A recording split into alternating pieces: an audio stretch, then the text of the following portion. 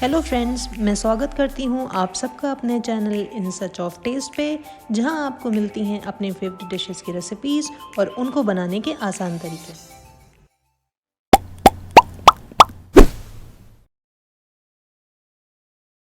तो फ्रेंड्स, आज हम बनाएंगे प्याज के पकोड़े, जो हम सभी को चाय के साथ बहुत पसंद आते हैं। और अगर आपको मेरी वीडियो पसंद आती है तो इसे लाइक और शेयर करें और मेरे चैनल को सब्सक्राइब करना ना भूलें। तो आइए अब जान लेते हैं कि प्याज के पकौड़ों के लिए हमें कौन कौन से इंग्रेडिएंट्स चाहिए। यहाँ पे हमने सबसे पहले लिया है 1 कटोरी बेसन का आटा जो 100 ग्राम के करीब है, आधा कटोरी चावल का आटा जो 50 ग्राम के करीब है। यहाँ मैंने 2 मीडियम साइज़ के प्याज ले लिए हैं जिनको मैंने बारीक स्लाइसेस में कट कर लिया है। यहाँ पे मैंने ले लिया है 1 इंच अदरक का टुकड़ा जिसको मैंने फाइनली चॉप कर लिया है, थोड़ा चॉप्ड हरा धनिया और 2 से 3 चॉप्ड हरी मिर्चें। अब आइए जान लेते हैं सूखे मसालों के बारे में। यहाँ पे मैंने सबसे पहले लिया है 3-4 टीस्पून नमक आप अपने स्वाद के अनुसार कम और ज़्यादा ले सकते हैं। 1/4 टीस्पून ज़ीरा ऑप्शनल है। उसके बाद यहाँ पे मैंने 1/4 टीस्पून ले ली है अजवाइन, 2 चुटकी हींग, 1/4 टीस्पून लाल मिर्च पाउडर, आप इसे भी अपने स्वाद के अनुसार कम ज़्यादा कर सकते हैं, और 1/4 टीस्पून हल्दी पाउडर। तो आइए अब प्रिपेयर कर लेते हैं प्याज के पकोड़े का बैटर, जिसके लिए हम एक गहरा बाउल ले लेंगे। अब इस बाउल में मैंने जो 2 प्याज को बारीक स्लाइस में काट लिया था उसको डाल लेंगे। प्याज डालने के बाद कुछ इस तरीके से हाथ से मसलकर हम प्याज की लेयर्स को अलग कर लेंगे। अब हम इसमें डालेंगे चॉप्ड अदरक, उसके बाद हम डालेंगे चॉप्ड हरी मिर्च, फिर हम डालेंगे चॉप्ड हरा धनिया। चॉप्ड हरा धनिया डालने के बाद हम इसमें सारे सूखे मसाले डाल देंगे। सारे सूखे मसाले डालने के बाद हम इंग्रेडिएंट्स को अच्छी तरह मिक्स कर लेंगे। अब हम इसमें डालेंगे बेसन, जो कि हमने 1 कटोरी लिया था। हम अब इसे अच्छी तरह मिक्स कर लेंगे। बेसन अच्छे से मिक्स करने के बाद अब हम इसमें डालेंगे चावल का आटा।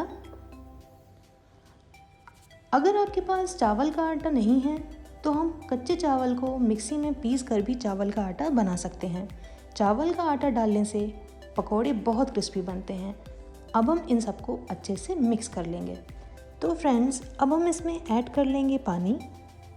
यहाँ पर हमने करीब 1.5 कप पानी ले लिया है, जिसे हम थोड़ा थोड़ा करके डालेंगे और इन्हें मिक्स कर लेंगे। तो फ्रेंड्स, बैटर अभी गाढ़ा है, हम इसमें थोड़ा पानी और ऐड कर लेंगे। ध्यान रहे दोस्तों, पानी हमें थोड़ा थोड़ा करके ही डालना है ताकि बैटर ज़्यादा पतला ना हो जाए। तो फ्रेंड्स, हम यहाँ थोड़ा पानी और ऐड कर लेंगे। अब हमारा बैटर तैयार हो चुका है।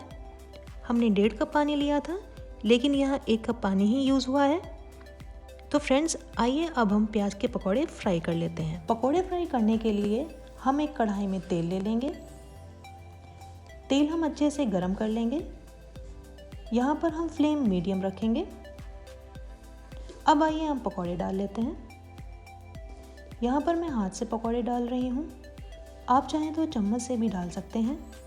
पकोड़े डालते समय इस बात का ध्यान रहे कि पकोड़े बहुत बड़े ना हों, इससे पकोड़े बाहर से तो फ्राई हो जाते हैं लेकिन अंदर से कच्चे रह जाते हैं। तो फ्रेंड्स, यहाँ पर हमने सभी पकोड़े डाल लिए हैं। अब हम इन्हें 2 से 3 मिनट तक मीडियम फ्लेम पर फ्राई होने देंगे।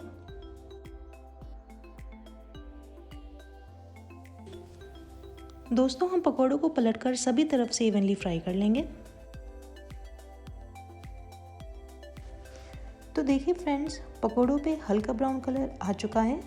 हम इन्हें 1 मिनट तक और फ्राई होने देंगे। तो दोस्तों, पकोड़े फ्राई हो चुके हैं।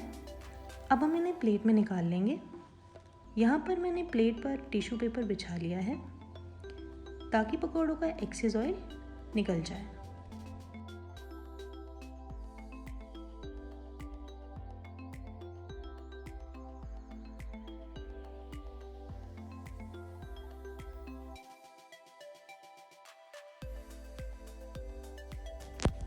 तो फ्रेंड्स, मैंने यहाँ प्याज के पकौड़ों को प्लेट कर लिया है। मैं इसे सर्व कर रही हूँ टमेटो केचप के साथ। आप इसे अपने पसंद की किसी भी चटनी के साथ खा सकते हैं। तो फ्रेंड्स, आप इस रेसिपी को ट्राई करिए और मुझे बताइए कि ये आपको कैसी लगी। अगर आपको ये वीडियो पसंद आई हो तो इसे लाइक और शेयर करें और अमेजिंग रेसिपीज़ के लिए मेरे चैनल को सब्सक्राइब करें।